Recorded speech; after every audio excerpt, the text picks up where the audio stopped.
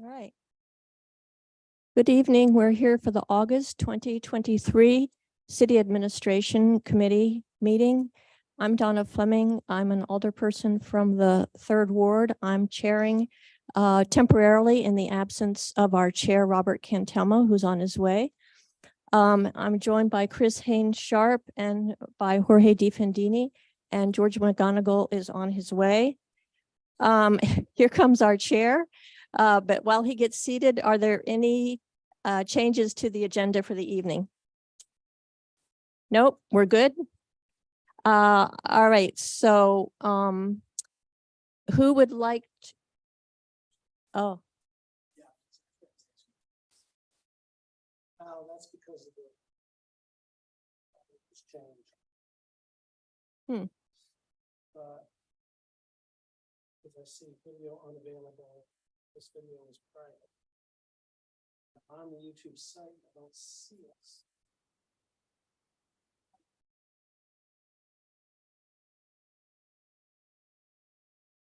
But I was on a roll.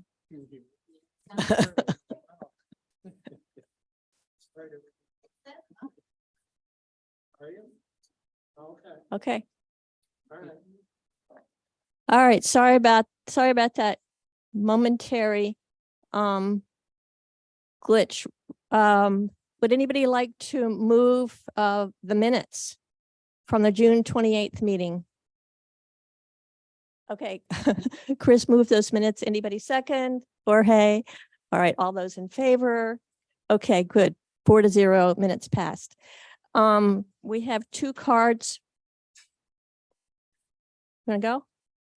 Okay, so first one is Caitlin Hunter. So come up and introduce yourself and you'll have 3 minutes. Thanks for pinch hitting, Donna.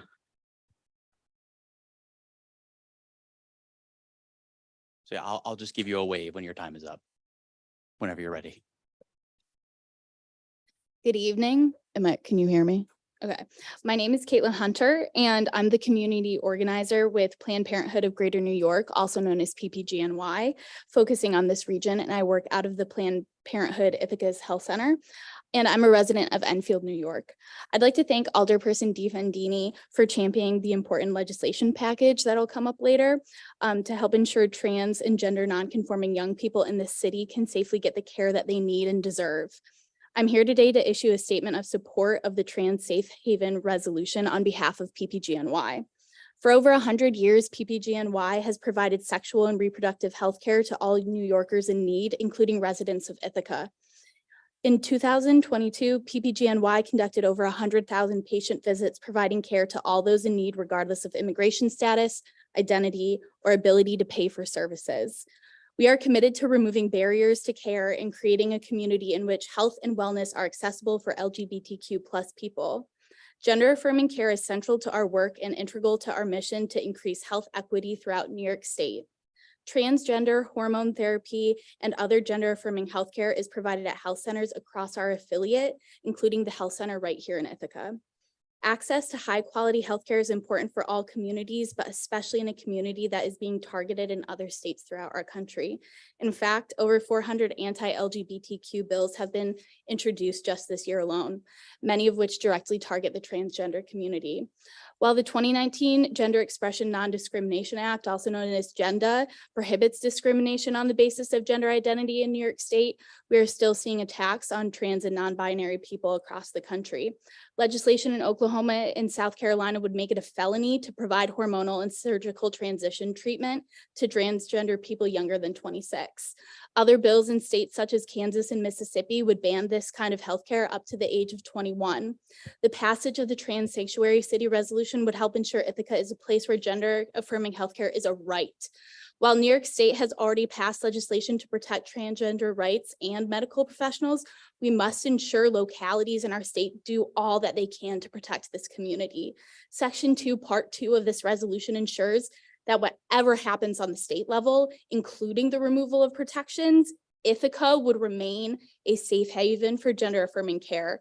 And it's our duty, it's our responsibility to ensure that our community is a safe and inclusive place for all members, where everyone can access the healthcare that they need, regardless of the politics at the state level. Thank you again to the Ithaca Common Council and Alderperson DeFendini for taking these important and bold steps to protect the rights and safety of trans and genderqueer people in Ithaca. Thank you for your time, and I'm happy to answer any questions. And it's our time to stand up for fundamental rights and healthcare no matter what. Thank you. Thank you very much.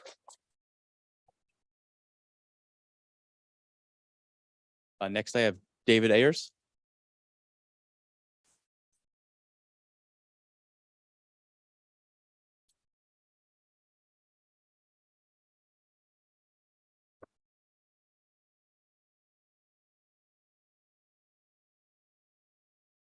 All right.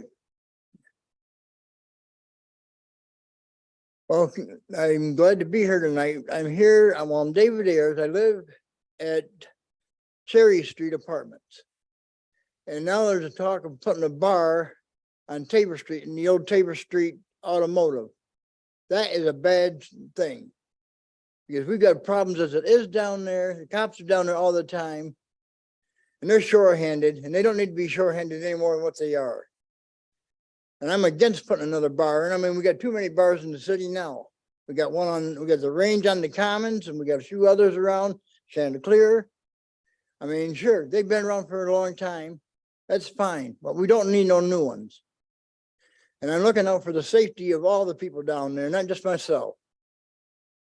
And I spoke at the meeting with Cynthia Brock back in July on safety.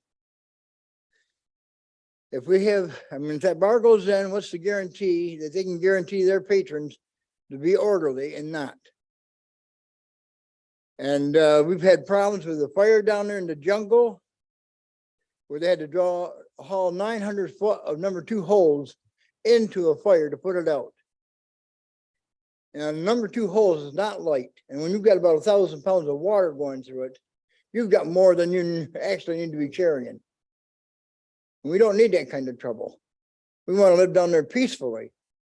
And that's what the West End's supposed to be. But the way it looks like now, it's not going to be that way. And they're supposed to be building in more housing. And I mean, if they do that, I mean, there's people down there who got children. And nobody needs that kind of trouble. And this is why people like you need to hear what your constituents are saying and try to help us to keep it safe. I mean, I'm all for making it safe. I even told the chief, I'm even willing to start the neighborhood watch it over there. And he's all for it. So, I mean, I'm willing to do what I can, do my part to help everybody else out. And I just want you folks to know that how I feel about having another bar in town. We don't need it. If they want another bar, put it up there where the old thing is up on 79. Where it's out of the way and it ain't gonna bother nobody. 'Cause I mean, up there where that was, I mean, they may have had problems, but didn't they have, I don't think they have as many problems that the city's having right now with crime. And we got to think of the crime that's going to take place if that bar goes in. And I'll tell you right now, if anyone breaks into my apartment with the intent to commit bodily harm, I'll kill them. And the troopers told me I have the right to do so. And I don't want to have to do that. And I know there's a lot of other people don't want to have to go that route, but I mean, we will to protect ourselves. Ms. Reyes, that's your 3 minutes. Thank you for your time. Okay, well, thank you. Scott, I understand we might have someone online as well. Oh, no, okay. All right, and Oh, wait a minute.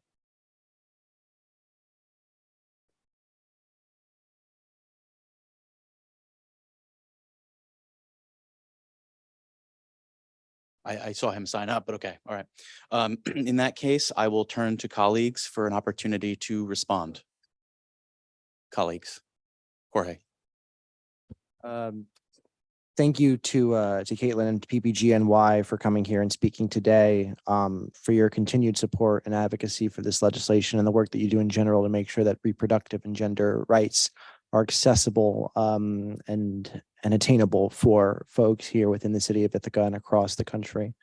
I'm very grateful for the work that you've put into this effort. I'm very happy to be considering this resolution today.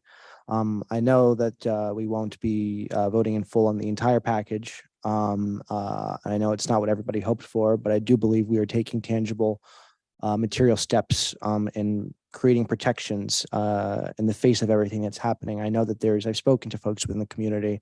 I know that there's a lot of fear and uncertainty about what the future holds in the state of New York and within the country, with presidential elections and congressional elections looming, and a lot of prejudice and hysteria being put out there. And so, as Caitlin said, it's important that municipalities take every step we can to ensure that this place is a safe haven and sanctuary for all members of our community. And so I will continue even after this to push for greater protections and greater safeties for the transgender and genderqueer community and all communities who face marginalization by people in power.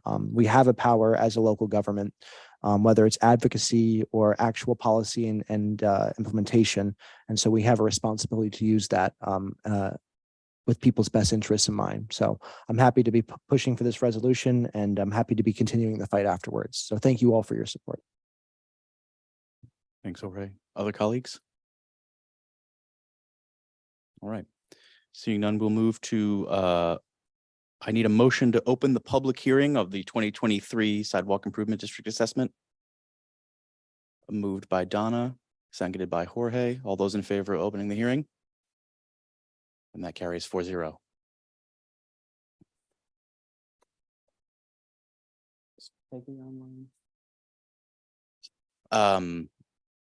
We're joined by, it's okay. We did. We are being joined by Alderperson McGonigal, so we are now up to 5 full membership. Did we receive any comments, comment cards for the public hearing? All right. Anyone who wishes to speak on the sidewalk assessments? Okay, in that case, may I have a motion to close the public hearing? Moved by Jorge, seconded by Donna. All those in favor of closing the public hearing?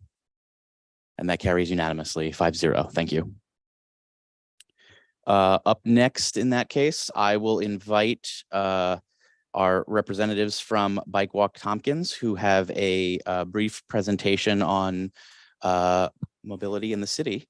Please, you're welcome to join us up here.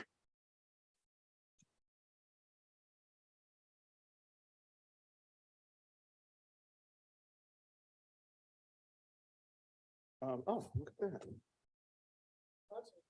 Yeah. Good thing I was prepared. Thanks for having me down here. I wanted to give everybody some positive things to talk about and some things that we're doing here that are really working. How do we go to the next slide? Who's in charge of that? Scott, thank you. Oh, my name is Jeff Goodmark. I'm the director of micromobility for Center for Community Transportation. Technically not Bike Walk Tompkins, but Bike Walk Tompkins is one of our programs that we work together with on a regular basis, a sister program of CCT. Ready for the next slide?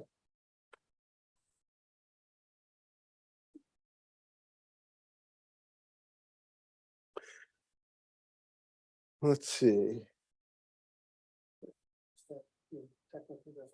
Okay, no problem. Ithaca Bike Share launched in November. Things have gone really well and we've been received very favorably in the community. The most common feedback that we get on a daily basis is that people can't find bikes when they want to use them.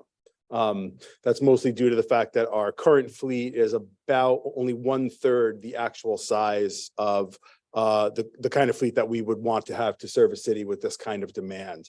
There we go. So we're making connections. This is what we're saying here. And so basically we're making a lot of different kind of connections. For one, you can see the literal physical connections between all the places in town. This is a small sample just of a few months of just what kind of trails that our bikes are leaving around the city. You can certainly see heavy activity on Cornell's East Hill as well as main parts of downtown.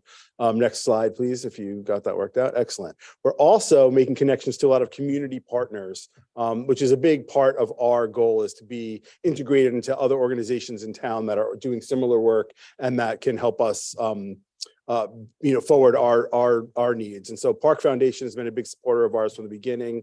Luckily, with their support, we were able to get started to begin with. Bike Walk Tompkins, as you mentioned, and as you introduced before, is one of the main partners of Center for Community Transportation. And we work with them hand in hand on a daily basis to do a bunch of bike and pedestrian advocacy programs, and we work with Erin in the city, as well as lots of other programs. And Go Ithaca, who is currently administrating our Easy Access program, which is how people get free access to bike share. We work with them. We have ways on our website, and if people come to us, we go through the Go Ithaca program. They can sign up, free membership there, and basically get access to our program at no cost. We do also have a reduced cost benefit through Go Ithaca as well, which is basically a half price membership for people that can't quite afford it, but don't quite meet the free guidelines. Next slide, please. And our biggest connection that we've made so far is that we have signed up NYSEG as our title sponsor.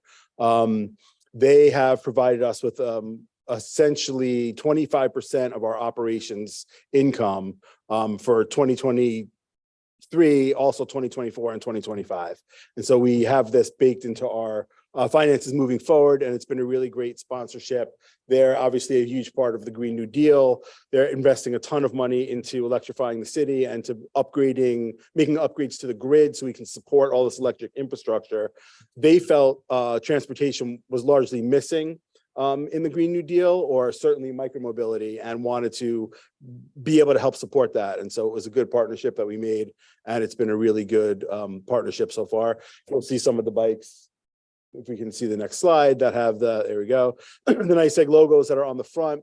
And there'll be a couple of other logos that we add when our next batch of bikes comes. We'll be doing a little slight redesign, just cosmetically, that will include a little bit more of them. Trish Nielsen, their CEO, has been really great to work with. She saw this vision from the very first day, which when I met her, which happened to be her very first day publicly speaking at the Electrify Ithaca launch, which was in like July of last year. And she helped bring this all the way through to the end. And so it's been a really good partnership. Next slide, please. 45,580 as of when I just got here. We continue to do around 300 new rides every single day. In a city of the population of 32,000, that averages basically more than 1.4 trips for every person who live in the city. The overall adoption of our program has been huge, and people use it all the time. Our average user who's using it on a daily basis is taking between 3 and 6 trips in a single day, leaving their apartment, going to work, going to the store, stopping somewhere on the way home, and going home, or going to class if they're on campus. Very utilitarian, very short trips. I have the data for that as well. Next slide, please. 10,000 rides just in the last 6 weeks. We continue to grow on a fast pace, with our only really factor that's holding us back is that we just don't have enough vehicles for everybody that wants to get their hands on them. With our average TBD, which is trips per vehicle per day, being over 3, somewhere between 3 and 4 trips for every bike. And if you multiply that by 10 minutes, that these bikes are in high demand, and people decide they want to take a bike and they go outside and they just can't get their hands on one. So we're trying to fix that problem, and I'll show you some solutions for that as well. Next slide, please. Here's just a quick map of what it looks like. These are start points on the left and end points on the right, and you can certainly see how they're distributed over our infrastructure and where people are located. But you also kind of get the sense without really zooming in that's kind of everywhere, which is exactly the point of this program, and how dockless transportation can go everywhere, and why that's so useful. Next slide, please. NAPSA just released yesterday their 2022 report, and it had some really, really fascinating information in it. Of all the surveys that they ran this year, 37% of people that are using micromobility are saying that it's replacing a car trip for them. And if you extrapolate that to the 45,000 trips that we've had, that's 16,000 less car trips in Ithaca since November, which is, that's a lot. It's really, really working. People are really starting to rely on it. And the more that we can provide the service, the more that people will know that they can rely on it and even get greater reliability on our program, which will make people choose it more often. You can see modes that are replaced by shared mobility. So yes, certainly a lot of people would walk, and instead of walking, they're taking a bike, but that's you're taking a 25-minute, mile walk and replacing it with a 30-second or 45-second bike ride, or you're taking a longer walk of an hour where you're going a few miles and you're replacing that with a 5-minute bike ride. So that's really, really great. One of the other things that this has shown us is that a lot of people are actually going out. They say 6% of people of these trips are actually people that are going out to do something that would have otherwise not gone out at all. They wouldn't have taken any trip. They would have made other plans. They wouldn't have done anything. And so now we're getting more people out in the community, and people that are using these bikes are really going to destinations. You get on this bike, you go somewhere, you do a thing. That's like how it's set up, and that's what people are using it for. Next slide, please. So obviously, if we're saving a ton of car trips, we're certainly saving a ton of money, a ton of greenhouse gases, and we're really reducing our carbon footprint in the city. And this is all completely in line with all of the goals that are set forth with Green New Deal and all the other things that we're working on. So even though we're not technically part of that program, we're really providing a lot of data and a lot of results that are right in line with these programs. Next slide, please. We've had 600 new users in the last 3 weeks alone, and actually in the last 24 hours, we've had about 75 new signups. Obviously, students are just getting here now, and so there's a lot of influx of people in town. 2,000 new users since June 1st, though, and that was really people over the summer who were not students, who were not here for the universities, who were either here as tourists or people who are coming to check out Ithaca for the future, or generally people that are living here and working here all summer who have gotten into our program. We have a total of 6,500 total registered users. That's people who have gone to our website, who have downloaded our app, who have set up an account, who have verified their email, and who have taken at least one trip. So that is a huge impact on creating impact on a ton of different people. Only 18% of these trips are signed up with Cornell email address. We actually estimate that it's closer to probably 30% Cornell students that use the program, but only 18% are using their Cornell Net ID. Because we can extrapolate that based on the data that we have from people, the bikes on campus during the day. Like on a day where there's 100 trips, 40 or 50 of them will be on campus. Next slide, please. So we've traveled 76,369 total miles. The average trip length is 12 minutes. Currently, 92% of all of our trips are 4 or 5 star rated. And our average trip length that people are riding is 1.65 miles. These are all completely right in line with first and last mile transportation, connections across the city, and getting people in and out of areas where they don't have a lot of other options other than their own car, which we don't want them to use for 1.65 miles. The why people ride breakdown is pretty interesting. A lot of people are, it's very social, which is really great because that makes your city feel alive when you go out and people are out there all the time and you see people going by on bikes. It's just really a great thing. Exercise and recreation for us is not exactly what this survey showed. We have a little bit lower number for recreation. Although we, as a program, love recreation trips, they tend to be much longer and require less customer service and tend to honestly have a higher bottom line because people are taking longer trips. We don't have that many of those, although we did this summer. We see a lot of very short trips and days where one person will take 5 or 6. 2019, we had Lime e-bikes. We were a very small percentage of people who are into e-bikes in 2019, but now even just a few years later, it's basically quadrupled in size of the footprint of e-bikes as transportation, which is kind of awesome. Next slide, please. Just looking at our user data in a few different ways. On the left, you can see our membership breakdown, which is 33% membership or 31%, which is exactly the sweet spot that we're looking for.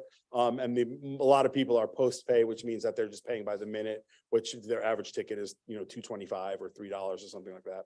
And we do have, like I said, mentioned our voucher program. We have about 60 members of the Easy Access program who are completely getting free service completely that have signed up. Those are not exactly represented on that little graph. And we have a lot of day pass purchases, which is $20 for an hour.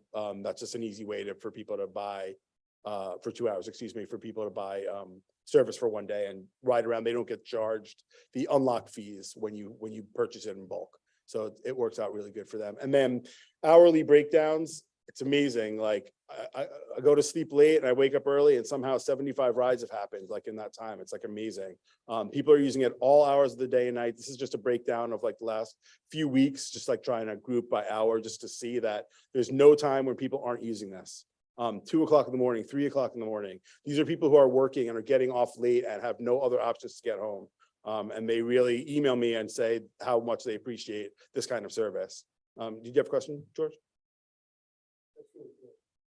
Is there a business relationship between the bike share and the Volvo? No. That's one of the few ideal deployment zones in the downtown area that's truly out of the way of pedestrians and is easy because of the way that the ramps are cut there for people to get on. And so that's just been like a really no-brainer hub for us. We can pull right up with our van and put bikes there all the time, and it's conveniently located for everyone. So it just kind of works out really well. And to be honest, it's a long-standing business that's been here in Ithaca, and might not be your thing, but some people like it. Next slide, please.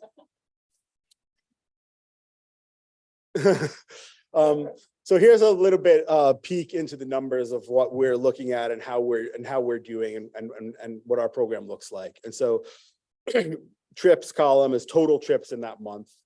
We had over 7,000 trips in July, which is just incredible. I mean, we knew May would be our busiest month, and probably September will actually be our busiest month. We're anticipating somewhere around 8,500 trips in September. Revenue is proportionate to trips, and revenue per trip is the RPT column. When Lime was here, even though Lime was more expensive, the revenue per trip actually only averaged around $325. We've had many times that we're over that. Our trips are just longer and more luxurious. The average cost, the average ride, and you can see in July how that was much higher.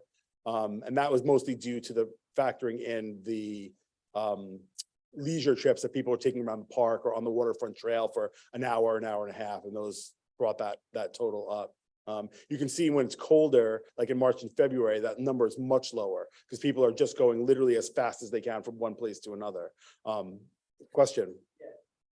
Jeff, on that, I actually was wondering if you could help us interpret the February, March a little bit more. Sure.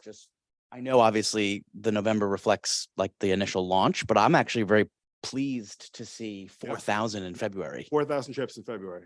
Now, we happen to have a slightly more mild February than you think about when you think about Ithaca in February this year, but transportation and micromobility as a service offers a different kind of freedom that no other service offers, right? You don't have to plan ahead. You can go out any time of the day or night. You can open up your phone. It'll tell you exactly where the things are. You can go and unlock a bike and you can go anywhere that you want to go. And there's really no restrictions on any of that. And it doesn't take you having to coordinate it with any other person. And that kind of freedom is something people get used to. And we want to offer our service no matter how cold you might think it is to go outside. I know I don't do a lot of bike riding in February, but lots of people did. And you become to rely on a service. And if it's available, people are going to use it. And one thing to factor in when you're looking at the revenue per trip line, especially March 15th, we changed our pricing structure to better accommodate the ridiculously high credit card and transaction fees that we were being charged. When we were down to $1.70 for a trip, we were basically giving that almost all of that away to credit cards. There was nothing left for us, like 40 cents after everything. So in March 15th, we increased our unlock fee by 50 cents and we increased our per minute price by 5 cents a minute. The national average currently for bike shares in the United States per minute is about 50 cents per minute, and we're 20 cents per minute. So we're way under the average. But we did raise it and we did notice a bump in there. But again, the longer the trips, the nicer it is out, the revenue per trip is going to go up. People might take a little side trip or go around a longer way because it's nice out and you're on a bike and it's just like kind of a nice thing. So we see that and the numbers mostly reflect that. Average RVD, that means that bike went out that day. How much is each bike earning in each day? That's the RVD, revenue per vehicle per day. Trips per vehicle per day is TVD. If you have a successful program, you have bikes out, you're getting 1 trip per vehicle per day. That's considered a successful program. So looking at our 2.5s and 3s, and this month, August, last week alone has been closer to 4. This is showing us that our supply does not meet our demand. And we really need to up our supply so we can get that number closer to 1, which means that there is enough bikes for everybody out there.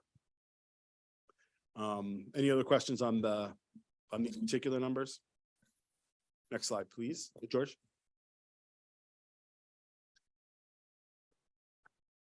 Are the bikes that are currently parked on West Hill, like on Elm Street and Chestnut Street, are those being used heavily or? Those are not currently being used heavily, but they are being used.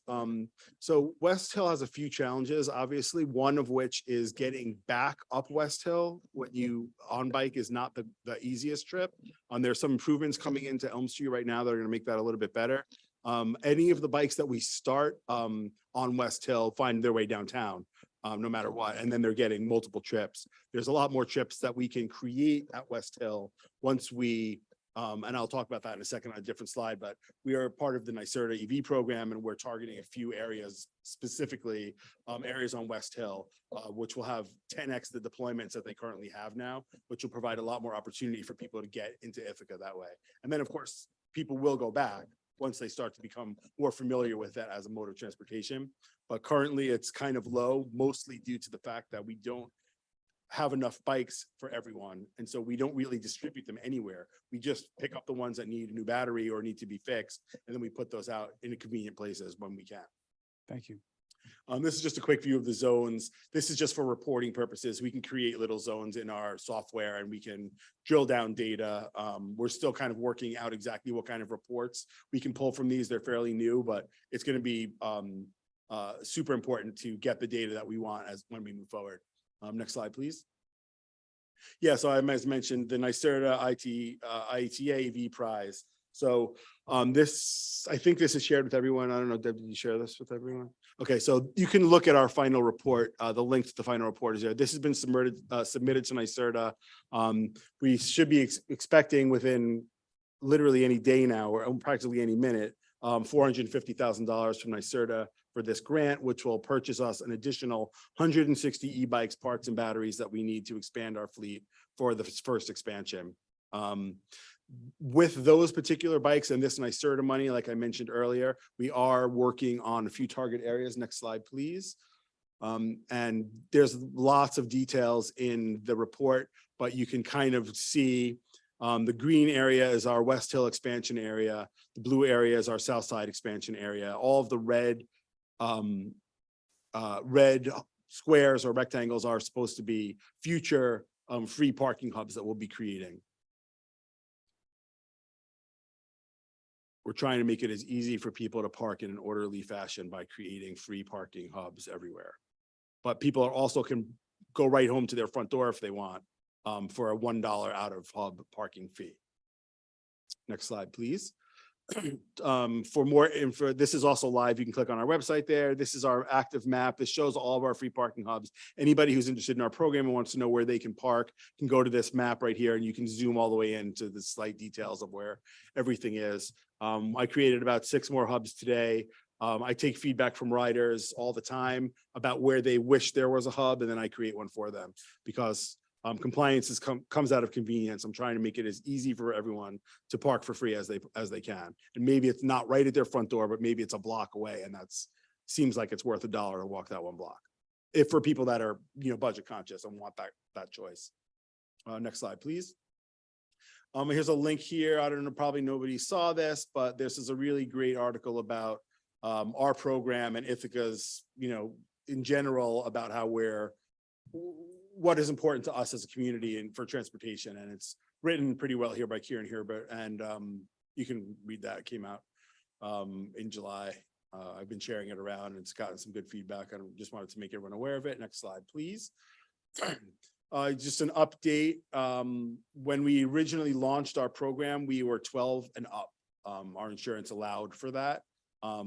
We have come to learn, and there've been some things clarified, excuse me, that New York state law requires the minimum age to be 16 years to ride any e-bike, even a class 1 pedal assist e-bike. So that's the rule. We're following the rules.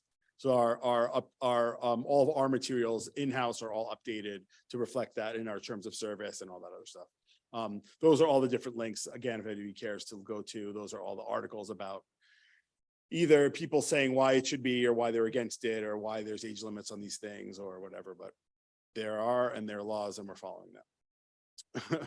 Next slide, please.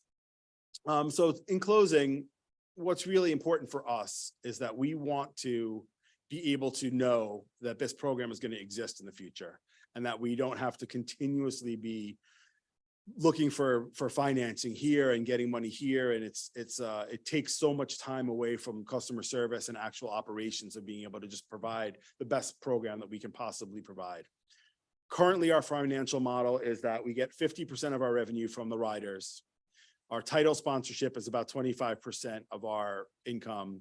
And this community partners tranche is the rest of what we're looking for. And we've had Park Foundation in the community partners department for a while, and we hope to have them for a few more years, but we also need other local organizations to think about who Bikeshare is serving and what it is that we could do if we were not worried about these things and could really focus on service and delivery and all of these great other things that we can provide. So it's about total for us to run in an entire year is somewhere in the neighborhood of $600,000 is our overall number. So we get about 300K in revenue, or we're projecting for 2024 that that's where that will be. And NYSEG's title sponsorship is for 150K, which represents 25% of that. And so basically the other 150K is what the community partners make up. And that's what we're currently working on. We have some very preliminary agreements in place with Ithaca College that we just started. They seem very on board with being able to provide this service for their students. Cornell, of course, is probably benefiting the most of anyone because their students are using it the most, and I haven't been able to get them to commit financially to our program yet, but that's a work in progress. And we're hoping that other organizations, potentially even the city, will be able to look at our program and include us, in the budget. These funds are for our operations to get to tomorrow. We need to also build out our CapEx purchasing ability, which is basically our next expansion, which is round 2, which will either be in fall 2024 or potentially spring 2025. But that's going to be another 160 bikes, which is like one batch. And that's around $450,000. So that's the money that if we go over with our revenue, that will begin to be saved for that purchase. And we're looking for grants and we're looking for funding for, for capital expenditures. So overall, it's been a really positive experience from my perspective. I spend a lot of my time personally answering every single question that comes in through our app, and resolving issues and doing customer service and making sure that our team is in order and that our bikes are maintained to the best of their ability. We have a really small, lean team, just 4 of us right now that are doing this. With 160 new bikes by spring, that will probably be up to 6, maybe 7 people on staff. But everybody's working hard and doing a really great job. And I'm really thankful that I have such a good team in place, because we can do it with such a small amount of people. I would love to open up the floor for any other questions that we didn't get to. And I just had a couple. These are some just quick ideas. So one thing that we're not really, from my perspective, that I'm not really satisfied with is that we have these digital parking hubs that I showed on the map, which are free and people know where they are. But when they get to State Street or when they get to the adult bookstore, there's nothing there to tell them where the bike goes. And so what happens is a lot of people are like, well, I want to do the right thing. I want to be a good, user of this. So I'm going to put this bike on the bike rack. And so that's pretty good. That's a lot of thought went into that, but that's not exactly needed. And now we're taking space away from people who actually need to lock their bikes up. So we don't really want that. But without signage, without parking corrals, without something, even a painted square on the ground to tell them where the target is, it's really hard to get any more compliance than we have. Currently, we have 61% compliance with in-hub parking, which is actually amazing, but it still can be messy because it's an entire block is the hub, as opposed to if we had a target area, which was like a 12-foot square or one parking space or anything like that. Additionally, all of our hubs are on the sidewalk, and we don't want people to ride on the sidewalk. And so why are we sending them the message that we don't want you to ride on the sidewalk, but when you're done, bring your bike on the sidewalk. And then every time they go to start a trip, where are they standing? They're standing on the sidewalk. And so if we had on-street corrals or some kind of space, there's one more slide if you want to get to the end of that. There's a million options of how to do this. Some are fancy and nice, and some buildings and restaurants wanted to make them awesome, and some just want to like paint a square on the ground, and any one is fine. They all do the same job, which is getting bikes off the sidewalks in general. And people really know that if this is the corral that they need to park in, the bike will be in there. It won't be the sideways 5 feet away or anywhere else, because they'll want to be compliant. So yeah, so that's just how that goes. We had talked with Erin Cudahy a little bit about targeting a few spaces downtown that may or may not be available as to try like sort of like a pilot to see what we could do, or if we could get a few spots and build a few things, or even just paint some lines and not worry about it in the winter and do it again in the spring, or come up with a plan and start it in the spring, like something as to further solidify the visuals of how to park correctly and perfectly. So any other questions, or anybody have anything else that they wanted to add or ask? I have two, Jeff. Great. One, can you give us a sense? I'm glad to see the plan for further deployment of bikes. What's the lifespan of a bike? It's a great question. So the lifespan of the bike is directly proportionate to the total number of trips that it takes, right? And so our number one bike number 57, has already 700 trips on it.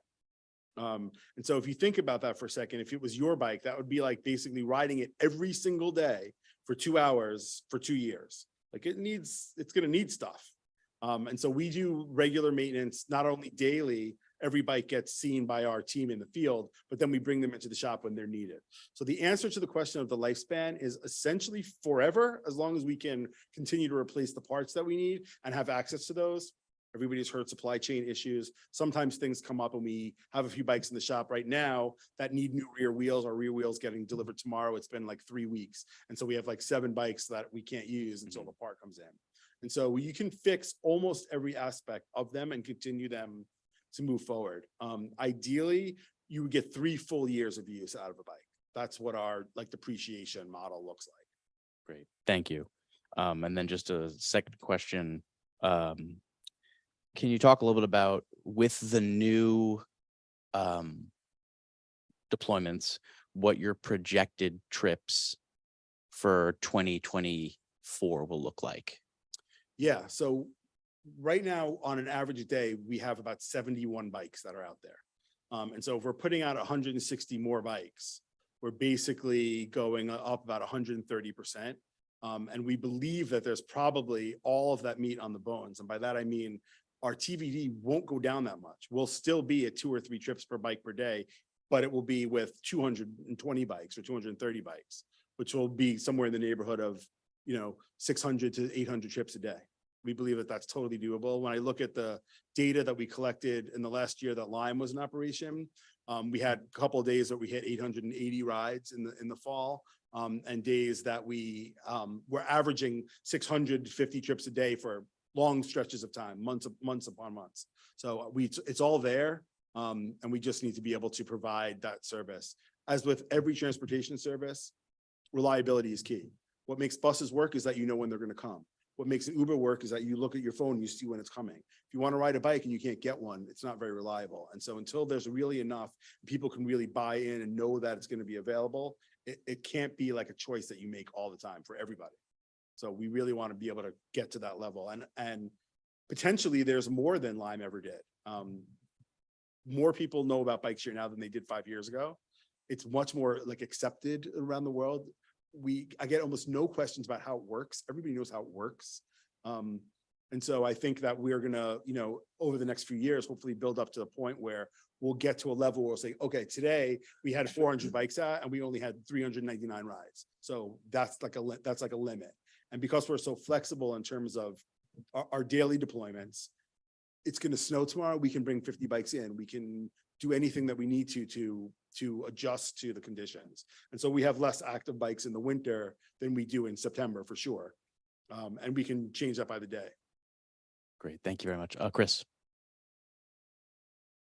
I'm assuming the answer is yes, but you have the facilities to safely deal with that many more batteries? Yeah, and it's a great storage question. for Thank you them? very much. We have built, where our shop is, we have built a battery charging facility that is capable of charging 60 batteries at one time, which is good for about 200 bikes. It's going to be a little slow once we get above 200 bikes on the regular. But you can only have so much capacity to do that in a safe manner. And we have the Ithaca Fire Chief come down and oversee our system, make sure everything was to code. And we had it installed professionally and everything is really great. Plus, I've been in bike share for many years and I've set up dozens of warehouses around the country with these systems. And so I have a ton of experience doing it. And we have a really great system that works really well. And so the batteries are removable. So we take the charged batteries and we go out to the bikes and you go up to the bike, you pull the old battery out, you pop the new one in and you put the old one on the charger. So it's zero downtime in the field. George and then Jorge. Where's your shop was one question. And why do you want a bike to only be used once a day?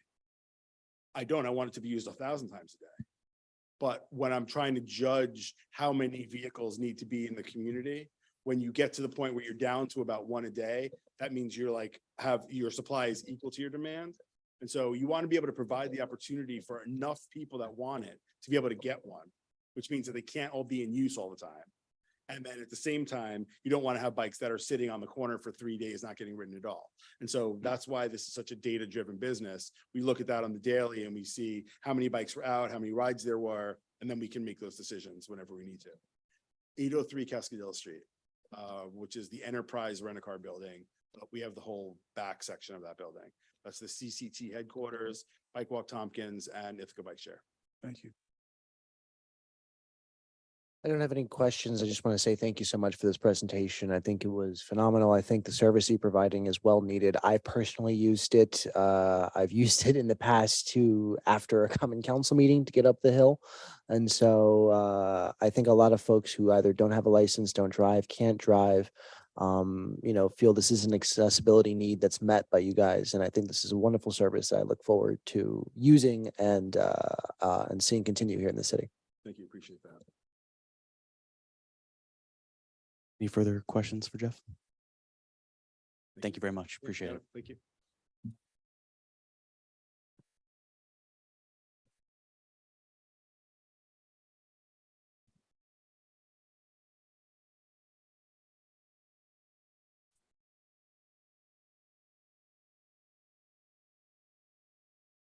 To our 4.1,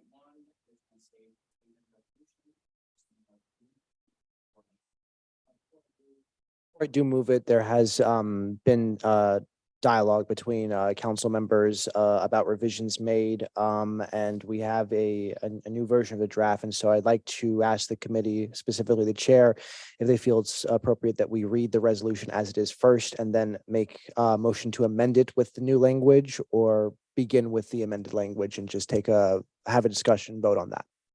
So procedurally, you have to move the resolution in the packet. However, you do not have to read that entire thing. You can move the resolution as written. And then if you are yourself offering an amendment, or if it's friendly to you, you can read that in full. Sure. So currently I will move the motion as written. Okay. Is there a second? Seconded by Donna. And now I will motion to make to read an amended language for Please. the draft. Resolution declaring the city of Ithaca a safe haven for gender affirming healthcare by supporting New York State Bill S247/A6046. Whereas in June 2023, Governor Hochul signed legislation protecting persons seeking gender affirming medical and psychological care in New York State. Our state is now one of 12 states with such protections. This legislation will prohibit consideration of other states' laws permitting removal of children from their homes when their guardians consent to gender affirming care, prohibit law enforcement agencies from cooperating with or providing information to any person or agency outside of New York State regarding lawful gender affirming care performed in New York State, prohibit the issuance of subpoenas related to proceedings in other states against people who come to New York for gender affirming care, prohibit the arrest of anyone for performing or aiding in the lawful performance of gender affirming care in New York State, prohibit issuers of medical malpractice insurance from taking action against healthcare providers solely because that provider offers gender affirming care. Whereas 21 states have banned or limited gender affirming care for minors, exacerbating the despair and alienation of those patients and their families, increasing the risk of mental illness and suicide, and increasing risk associated with quote unquote quack or quote unquote back alley care. And whereas multiple healthcare institutions across the country have curtailed or have considered curtailing gender affirming healthcare services in response to legal challenges, perception of legal risk, harassment, or threats of violence. And whereas licensed medical nursing and mental health care practitioners provide research-based gender affirming services in the city of Ithaca and in facilities elsewhere in Tompkins County. And whereas the city of Ithaca recognizes the vital importance of research-based compassionate care to people seeking gender affirming services.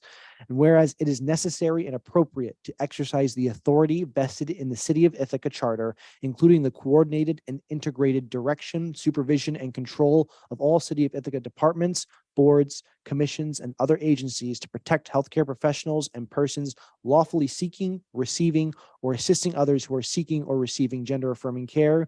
Now, therefore, be it resolved that the city of Ithaca endorses and supports the New York State law protecting access to gender affirming care to minors and adults. We are grateful to State Senator Leah Webb and State Assemblywoman Anna Kellis for co-sponsoring this bill in the New York Assembly. We urge relevant agencies and authorities in New York State to continue to license and regulate legitimate research-based treatment, and be it further resolved that the city of Ithaca will protect access to lawful medical and mental health care, will not cooperate with law enforcement agencies from outside New York State seeking information about our extradition of clients, seeking or practitioners offering lawful care, reaffirm that gender expression or identity is not grounds for discrimination against people seeking housing, employment, or access to services in the city of Ithaca.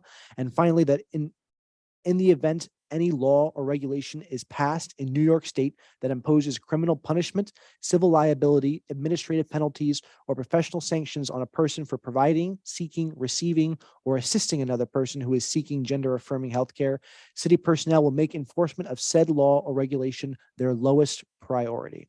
I move as read. Thank you. Is that friendly, Donna? Okay.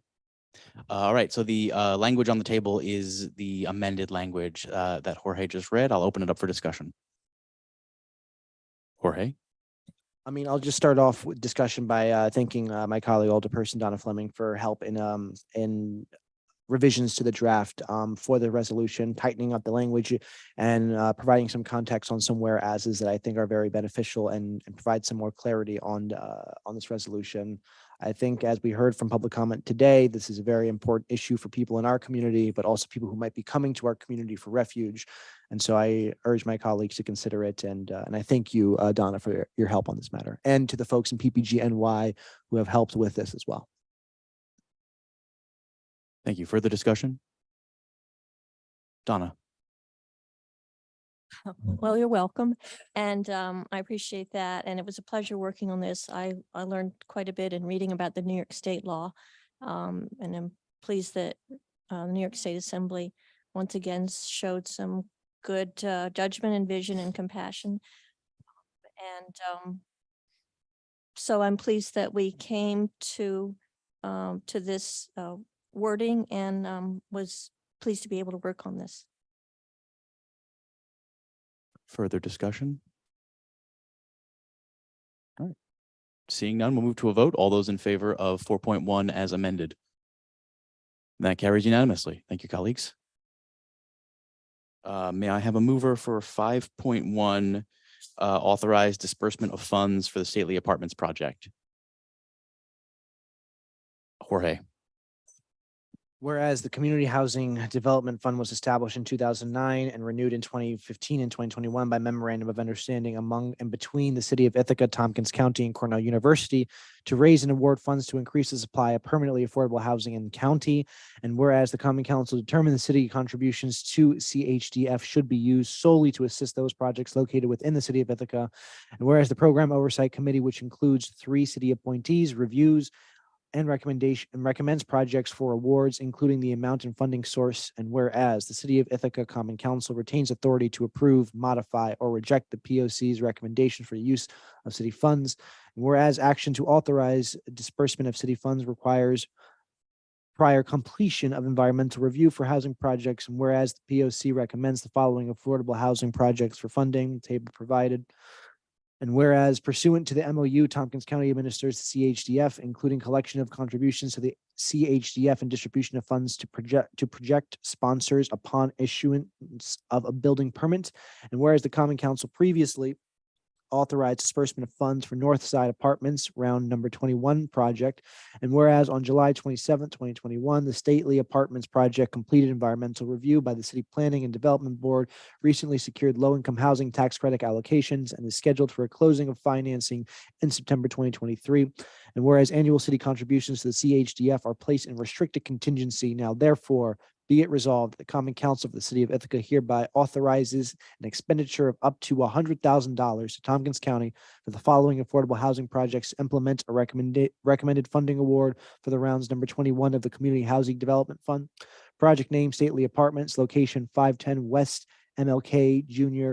/ State Street, Ithaca, New York. Applicant Visium Development Group LLC. Project summary: construction of a 57-unit rental housing project, including 20 supportive housing units, 5 victim/survivors of domestic violence, and 15 substance use disorder SUDs. Be it further resolved, the Common Council hereby transfers an amount not to exceed $100,000 from restricted contingency account A1990-5000 housing funds to account A8020-5435 planning contracts, and be it further resolved that the $100,000 be appropriated from the current balance in the housing fund of $180,000 to fund the $100,000 city portion of the City County Cornell Housing Trust for the above listed project.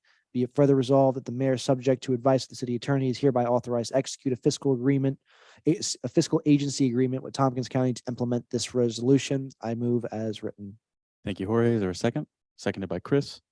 Nels is here if there's any prefatory comments. Otherwise, just okay. Any discussion or questions from colleagues on this? Jorge. It's a good project. I like it. The soul of wit. All right, seeing that, we will move to a vote. All those in favor of this resolution as moved. That carries unanimously. Thank you, colleagues. Looking for now 5.2, approval of sidewalk improvement district assessments. Would someone please move? George. 5.2, approval of sidewalk improvement district assessments. Whereas section C73 of the city charter created 5 sidewalk improvement districts, each a SID, for the construction and repair of sidewalk, and provides for an assessment against each property located in each SID for the benefits received by the property from such construction and repair. And whereas typically the Board of Public Works would recommend SID assessment, work plan, and budget to Common Council. However, the BPW is not able to make quorum at this time, and in accordance with the city charter, Common Council has oversight powers over BPW.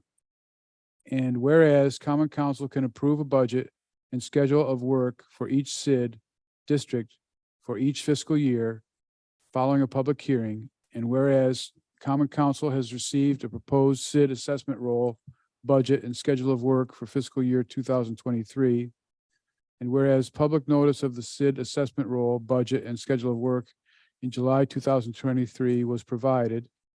And whereas owners of assessed properties were provided an opportunity to file written objections with the city clerk and present evidence to the council at a public hearing on August 23rd, 2023, which is today. And whereas Common Council has given due consideration to the objections, if any, presented by the property owners in accordance with section C-73, now therefore be it resolved, the Common Council recommends, subject to amendment and approval by the Common Council, the proposed 2023 SID budget assessments and schedule of work attached hereto.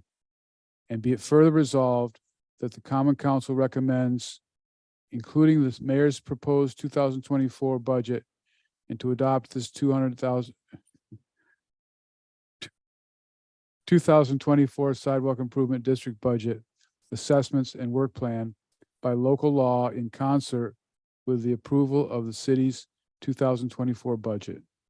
I so move. Thank you, George. Is there a second? Seconded by Donna. I know Peggy is on Zoom in case there are any questions, any discussion from colleagues or any questions. I will also just note she gave an excellent presentation, I think it was last week, on Zoom. So George. Hi, Peggy. So, What's going on with sidewalks on Cecil A. Malone Drive and Cherry Street? They're not being they're not included in the plan for 2024. There is some design work, I believe, that's been done under the previous sidewalk program manager, John LaCitra. And at this point, funding is the question. So you're talking about in District 5, the smallest piece of sidewalk ever considered in the history of the world? I don't know that that's true, but I'm sorry. This just sounds like there's a little history here that predates me. Maybe Tim, you could help me out with this one. Happy to.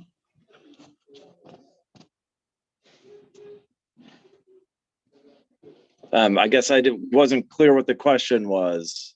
What are we doing with Cecil A. Malone? And I'm sorry, I don't remember off the top of my head. I don't have the plan right in front of me. If we've programmed funds for Cecil A. Malone? Not for this year. We've talked about that stretch for the past 2 years. Yeah, we've got the sidewalks in on the new bridge, and we included them with the railroad for the railroad crossing. And we were kind of thinking more development would be scheduled, particularly on the north side of the street west of the bridge. And now that seems to be maybe more in question. We're not really sure what the status of that is. So we decided to wait a little bit until that kind of settled in and just wait until we have a better sense of what's going on with more development down there. The other thing is, until we've kind of have a streetscape plan, we're a little hesitant to put just sidewalks in without really understanding a better sense of what the street ought to look like. Do we want street trees? Do we need to move curbs? Do we need to do anything else with drainage, et cetera? So we're kind of hanging out. I understand that. I just want you to know that there's a 5-story apartment building down there now, and it's half a mile from Wegmans, and there's no sidewalks in between, and I get a lot of complaints about that. Yeah, and I can totally appreciate that. I think we do need a street plan for Cecil A. Malone and for Cherry Street, and it's not really clear to me that we have such a thing. We have not had the capacity to move forward with that from my office this past year. But we do need to figure that out, especially because it doesn't look like development's done. We just don't really know exactly what the next step is, I guess. Plus you got a footbridge going in, right? For sure. Yeah, right. Exactly.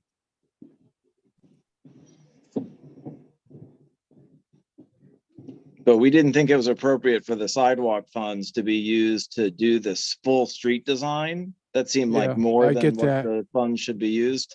That maybe Understood. should be a more general fund expense. I did not submit it for a capital project request. Maybe I should have to look at that. But yeah, let's keep talking. Let's figure out how we can move that forward. Okay, so just one final thing. The totality of the plans for the 5th district are 2 ramps on a short piece of sidewalk? No.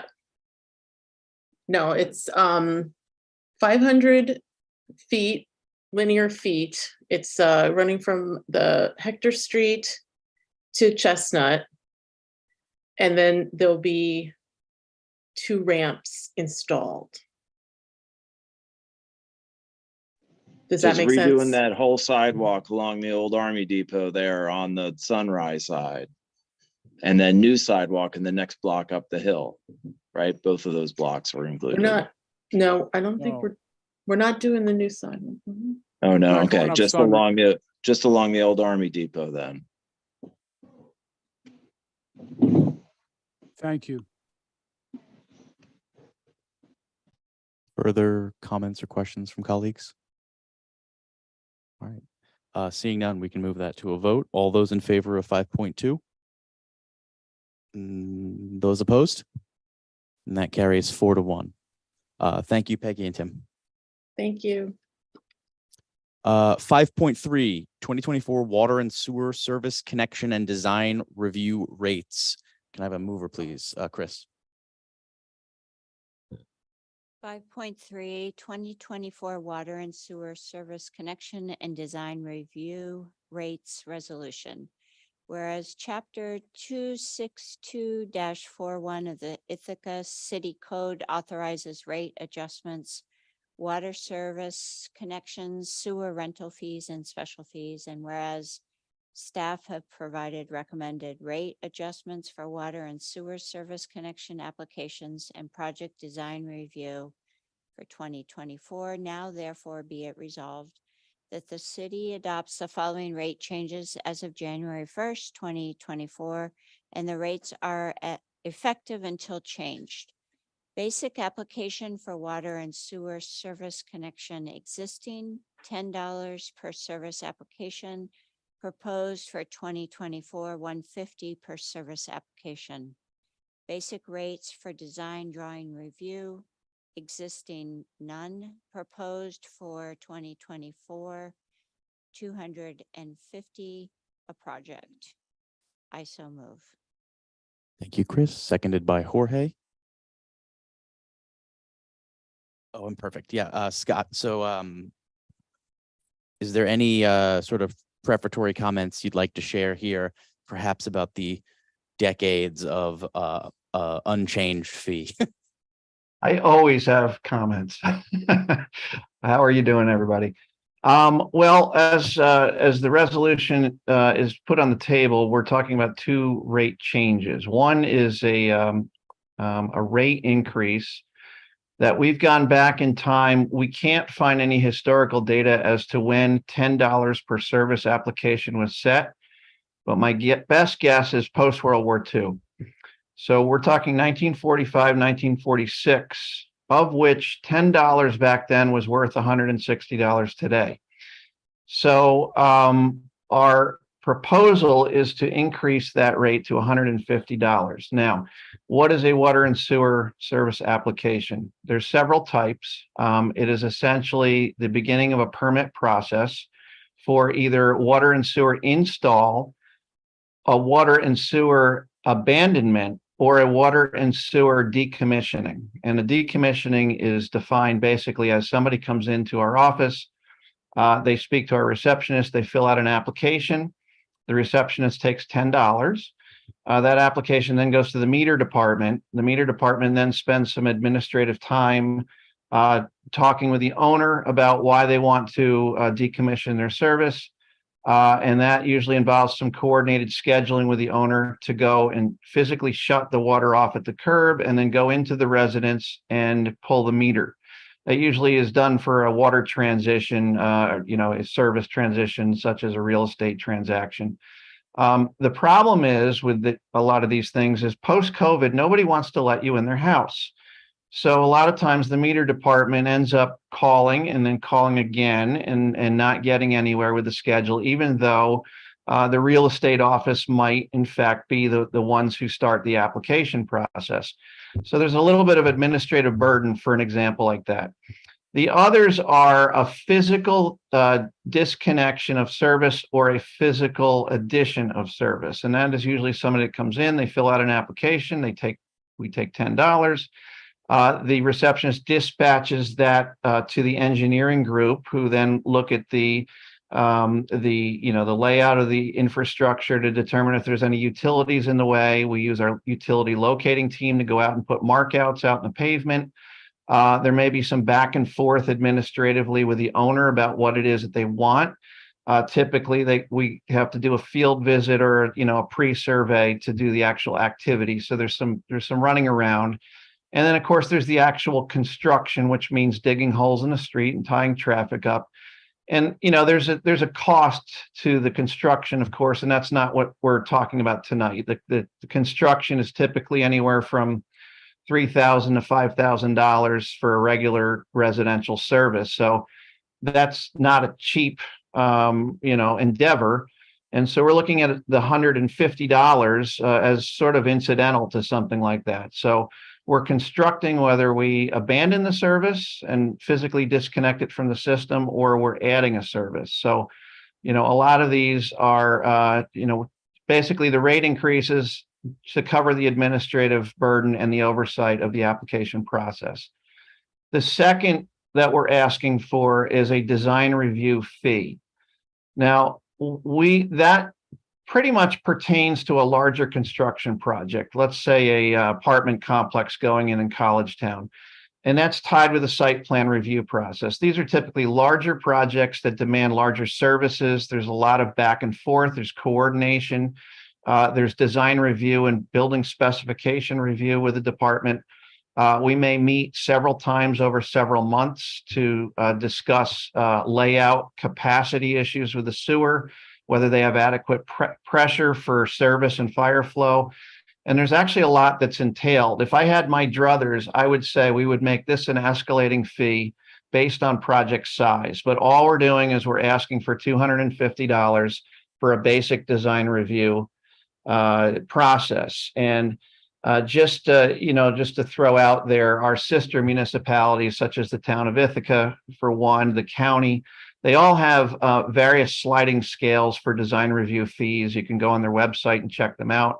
The county, for instance, has a fee pretty much for everything, whether it's sampling, permits, design review.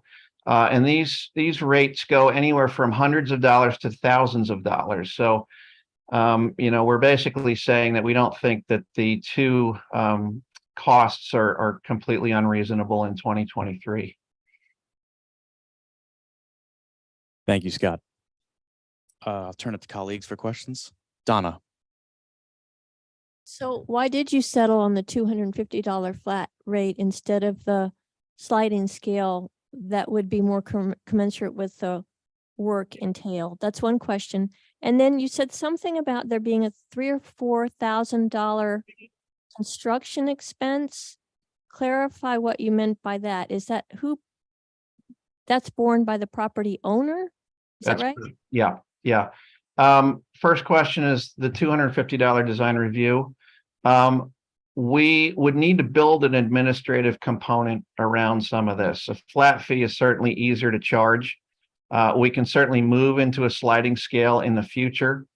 Right now, we hadn't considered doing a sliding scale. There'd have to be a bit of a more administrative component for a sliding scale based on our recommendation by the plumbing inspector. For instance, a lot of the sliding scales based on the number of what in the plumbing trade are called water closets, and layman's terms are bathrooms.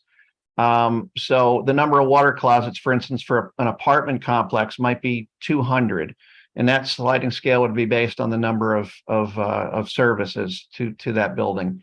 And so it's a good question, and it's one that we definitely could consider. The second is, you asked about the construction fees. So the way the city law works is that there's several reasons for back charging the owner. The owner owns actually the entire line from the main to the dwelling until the line from the main to the curb is modernized from, say, a steel or a lead service to copper. Once it's modernized to copper, any work that's done on that copper is now city owned and city maintained. That said, these applications are for install or removal. And so anytime somebody is forcing the public right of way to be opened up, that cost is then borne by the owner. Doesn't matter if it's copper or anything, that would naturally fall on the owner's responsibility. Follow up, Donna? I don't see any other hands, so you're welcome. This is not a question for Scott. It might better be a question for our chief of staff. Would it, are we undergoing any kind of systematic review of all the fees that the city charges to make sure that we don't have a decades-long oversight again in something like this? This has come up in like 7 meetings in the past week, especially with having to make a whole bunch of adjustments to this agenda, knowing that some of the fees that they wanted to change in the building department, that whole legislative equivalency issue. Not only is it that we don't review our fees often enough, that they are all in different places and have to be changed different ways.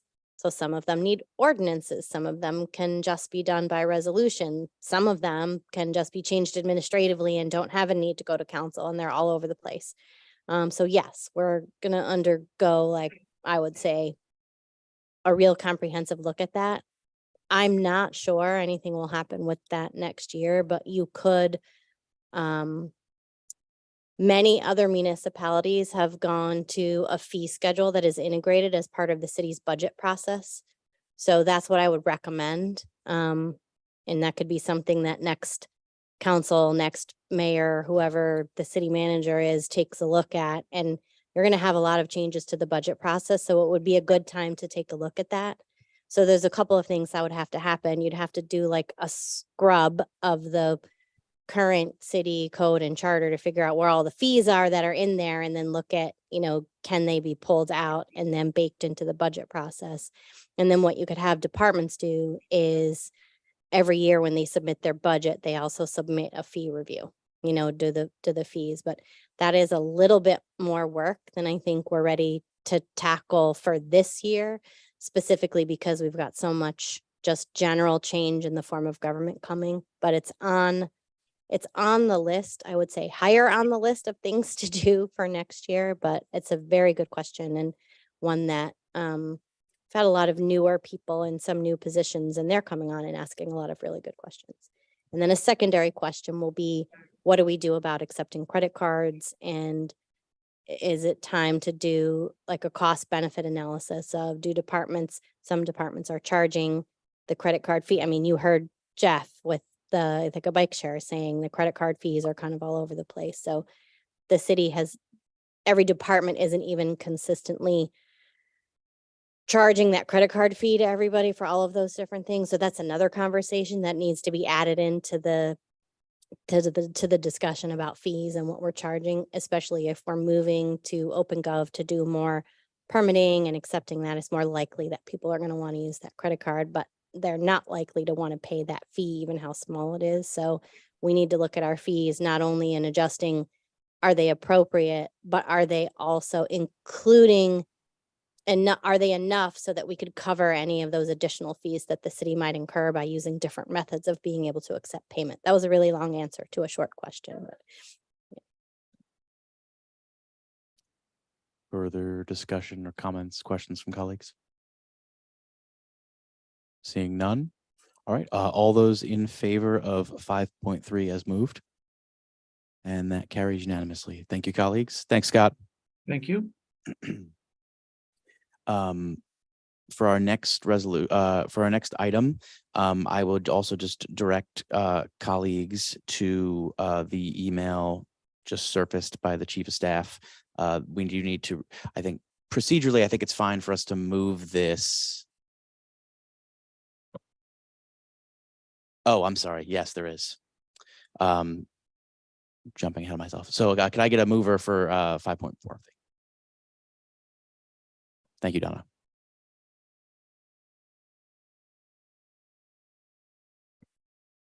I can't get my angle straight. All right.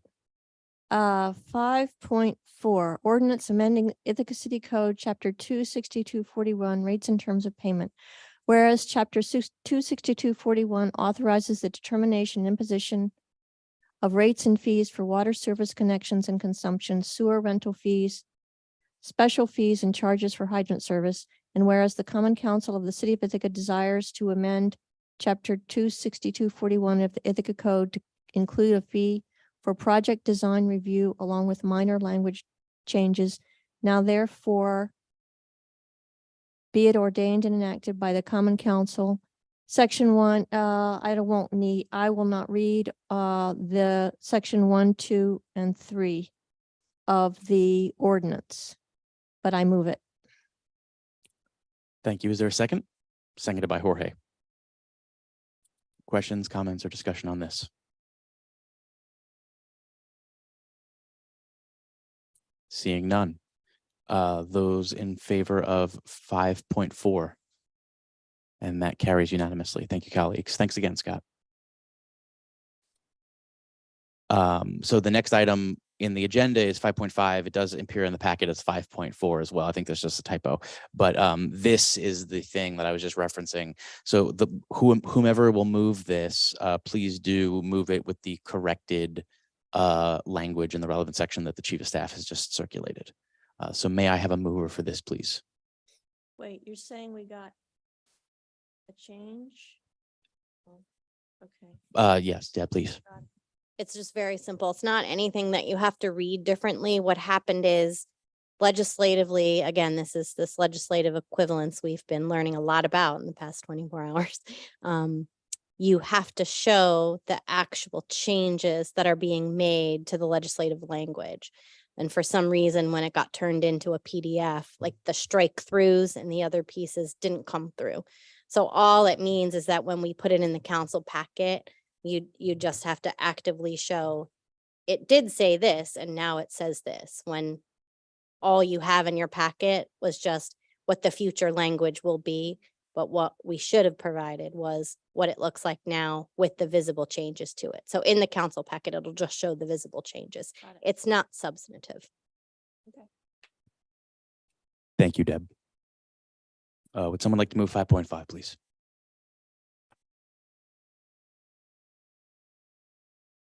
It's dead. I'll move it. Thank you, Donna. But I'm confused because it's showing, and now I just lost my place. Darn it. I think it starts on page 31 of the packet.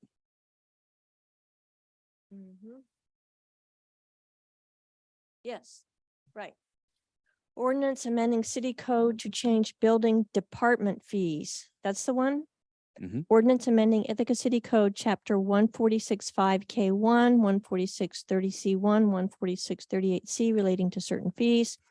Whereas city code, those chapters set forth certain fees for building, plumbing, and electrical permits and inspections.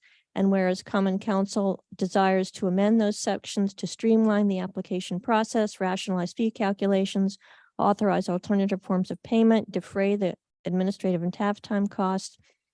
Now for be it ordained and enacted, ordinance number 2023 with section 1, section 2, and a chart, several charts, more charts, section C, section 3 and 4, and so moved.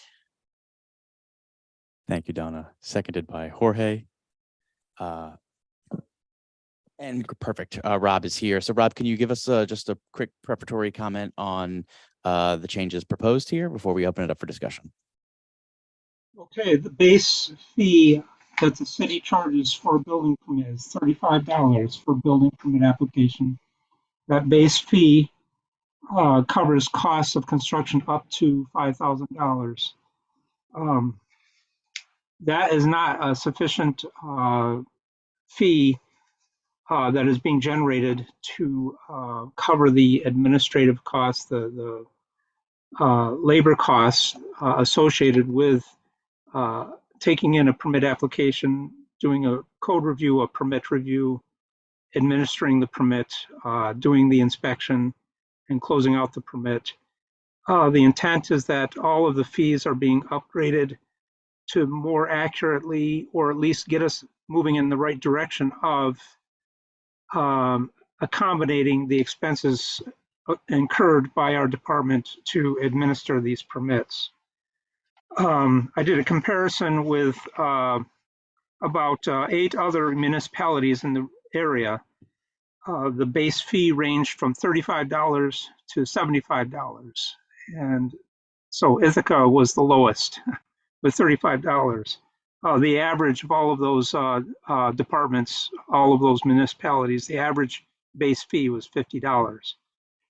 So that was my proposal to do a couple of things. One is raise the base fee to $50. It would still cover construction costs up to $5,000. The next change would be to go to a sliding scale where the percent of total valuation of work changes based on the dollar amount for the construction cost, starting with the highest percent at 1% of the total valuation for projects costing up to $50,000, and then sliding down to 0.7% of the total valuation of work for projects that are over $5 million. And at the moment, that 0.7% is what we are charging now. It's, in other words, $7 per thousand. But with a sliding scale, I think it's more accurately reflecting or repositioning the income for the fees based on the level of work involved to administer those smaller permits. And secondly, because we are going to OpenGov and permits are going to be paid for, the option is available through OpenGov for payment online, either through a credit card or through an e-check. The credit card service charge that is assessed by OpenGov is based on a percentage of the fee amount. So I was trying to align with that rather than having the applicant figure out what the cost per thousand is. They would have to, right now, they would have to raise their cost amount to the nearest $1,000 and then we would charge $7 per thousand. Under this setup, it would be just a straight percentage of the valuation of work. There would be no rounding up to the nearest $1,000. And that would also align with how the charge card administrative fee would be assessed as basically a percentage of the cost. So just basically trying to streamline how the permit applications are moving forward through OpenGov and trying to align the costs for lower cost projects to better reflect what the actual services are involved for those permits. Thanks so much, Rob. Mhm. So with that, colleagues, any comments or questions? George?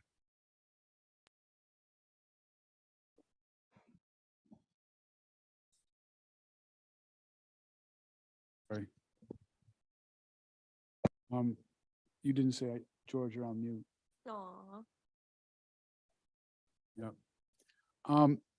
So you've made adjustments based on credit card fees. What about people that don't pay with a credit card? There is still the option to walk into City Hall and pay by check or money order, that option is still available. And some people will choose that option, most likely because they do not want to pay the associated credit card fee. So those options are available. This sliding scale, again, this was an attempt to try to recoup some of the costs for administering permits for the lower cost projects. Again, if the project came in at $5 million or more, there would be no change in the fee, because right now we're currently charging $7 per thousand for any project. It's just the smaller projects, which we have plenty of them. I'd say probably 75% of the projects that we get, the permit applications that we get, have a cost of less than $100,000. So it's those smaller projects. Yes, the fee will be increased because it's a 1% or a 0.9% of the valuation of the work, but that will more accurately reflect the amount of effort involved in administering those permits. So you're saying that it's a bigger job to oversee a smaller project than a big project? Not necessarily a bigger job, but there's just as much as administrative paperwork involved, whether it's a large project or a small project. Sometimes we're actually repeating inspections. So there's double effort involved during the construction and inspection phase. Sometimes we're working hand in hand with either the owner or the contractor to resolve some issues because they might not have a design team on board, like the larger projects would have. So there's just for the scale of the project, there's just a larger amount of effort involved. It's not a straight ratio, small project, small effort. I think I understand that. Why did everybody's rate go up except the most expensive projects?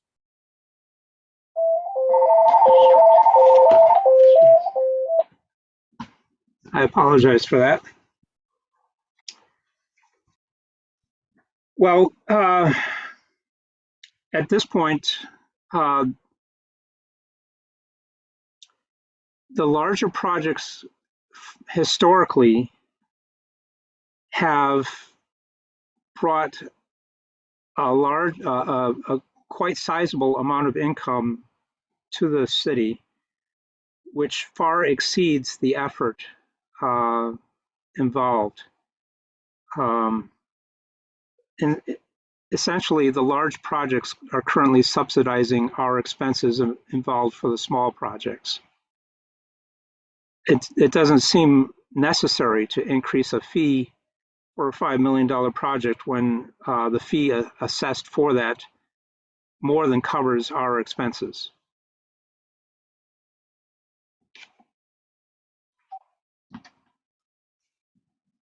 Thanks, Rob. Donna.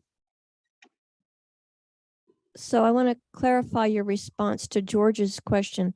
If somebody comes in and pays by check, they pay less than if they pay by credit card, right?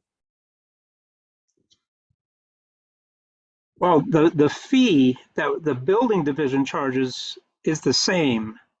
It's the additional service fee that is assessed through OpenGov, and that is basically, you can call it a convenience fee, because somebody could apply for the application at 11:59 p.m.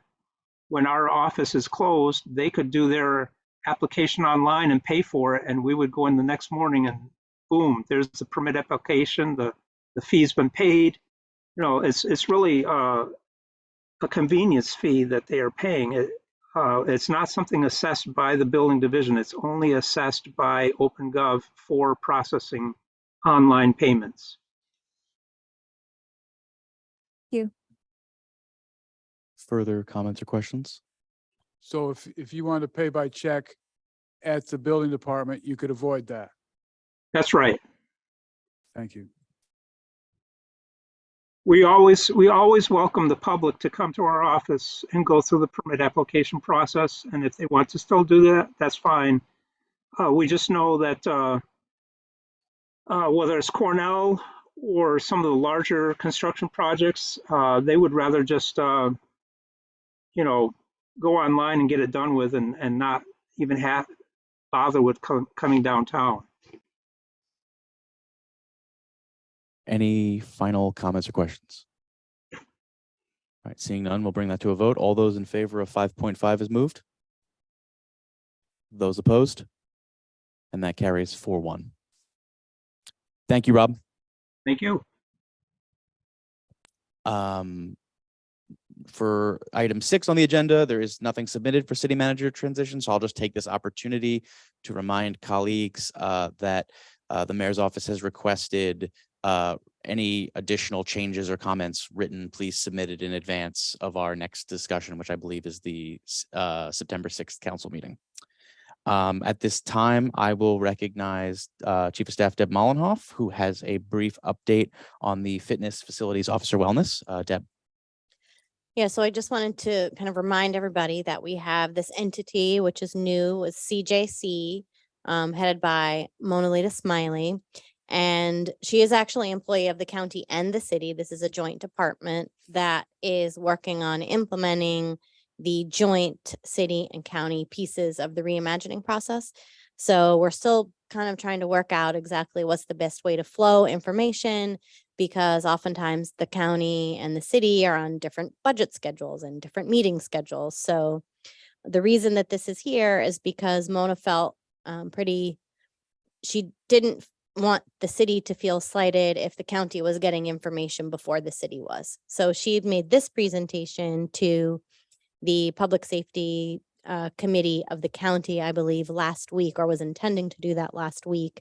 And then since we already had scheduled her to give an update to you at the September 13th special meeting with the work plan and just to kind of review where things stand with the CJC, we didn't think it made sense for her to come here and to that meeting next month. So you're getting the information at the same time that the Public Safety Committee of the county did, but you can ask Mona any questions about what this is, and then you'll get the fuller picture of the work plan and how it kind of works with the county's budget process and the city's budget process. So nothing to do with this, just making sure you had it at the same time the county legislators did. Thank you, Deb. Any quick questions for Deb on this? No? All right. With that, I will see any announcements that colleagues want to share. No, I will just say Happy Independence Day to Ukraine, which it is not in our time zone, but it is theirs. So hope they have a lovely Independence Day. George, did you have an announcement? I just trying to think of a joke, but I can't think of any. All right. You have until September 27th, our next meeting, to come up with that joke.